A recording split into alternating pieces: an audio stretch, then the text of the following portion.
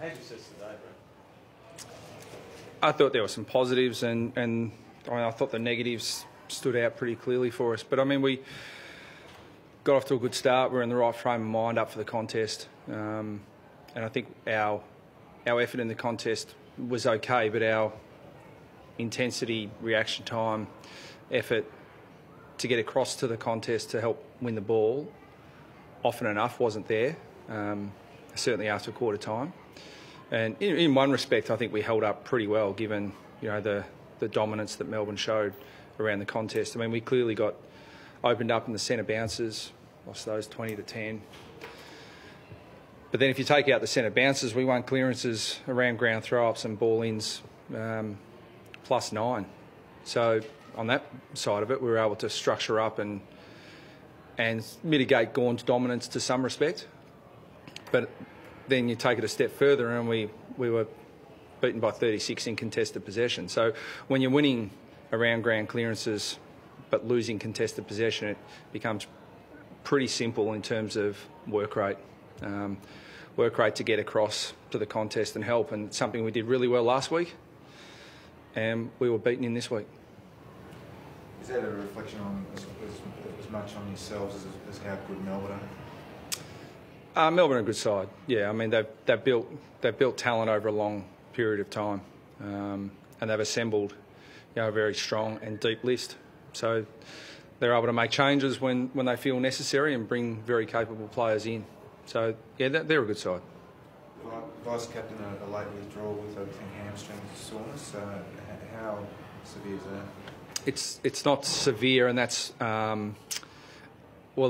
mean the sports science team are saying it's not even really a strain, but there's a neural component to it which presents a lot of risk. That if he's not clean, then we weren't prepared to risk a month, 4 to 6 week hamstring. So he was very, very close. We gave him right up until the last minute, and then brought Majak in, which was hard for Madge because he warmed up to play the early game at 11 o'clock, and then we dropped him out of that very late, and I thought he came in and did a pretty good job.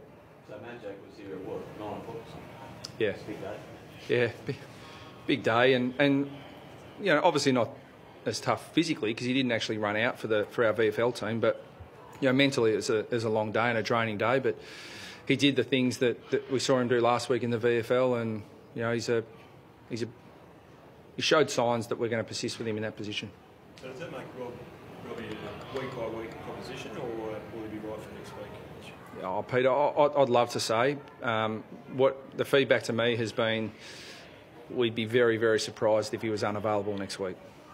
But, loath to say it because we get it wrong half the time. What were you trying to do with, given Max's dominance, to try and break even at that sort of centre clearance? Yeah, we checked if we could put 5 in. That wasn't an option for us. So we supported all angles of the centre square. He was, I thought Goldie responded at times, but I mean, on the whole, Gawn really got a hold of him today.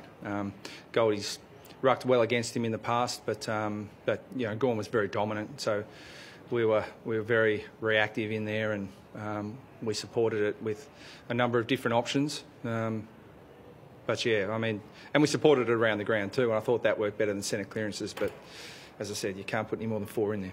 Peter Jacobs might be the last of the game's pure taggers, but it might have been another scalp from today. How did you assess? It was intriguing because then obviously play goes forward. How did you assess his game? Yeah, well, Clayton did what good players do, which is they probably, when they find it hard to get really involved and dominate in one position, they go forward and have impact elsewhere. So full credit to Clayton there, but I thought Ben did his job in the midfield and was in large part a reason why we were able to break even around the ground at the stoppages, because Ben was really on top, we thought, in that matchup.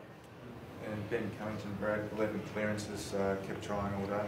Yeah, he was fantastic, and we'd love to spread the load a little bit more. I mean, we had a lot more even contribution last week, and we need to find a way to bring our younger guys up to speed quicker. A few of them got a bit of a lesson today in midfield work, but that's a bit of where we're at. We're going to continue to really work hard on developing midfielders for the club into the future. we certainly need to bring some in.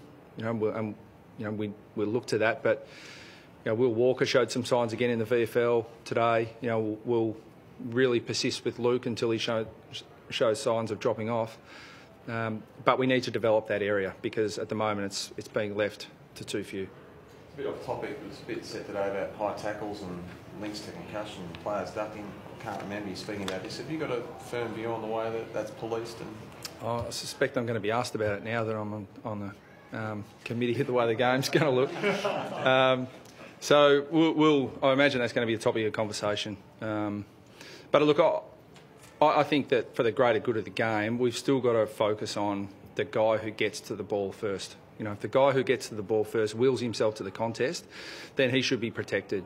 But there are clearly players who do it really, really well, and it's a bit of an art form. I thought we as a competition, the umpires didn't reward them last year, and it seems to be earlier in the year. There are a number of players from a lot of clubs who are doing it. It'll be hard to police that, doesn't it? It happens that quick, the ump to determine where the tackle starts. Yeah. Who'd be an umpire? Tough gig. We should pay him a bit more. Do you have any instructions for your own players on that topic?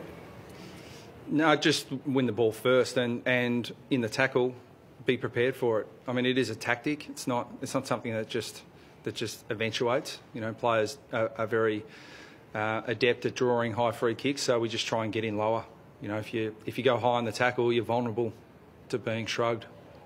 So we just try and get in lower. We do work on it at training with our tackling to try and get in lower and avoid giving the ball carrier the opportunity to do it.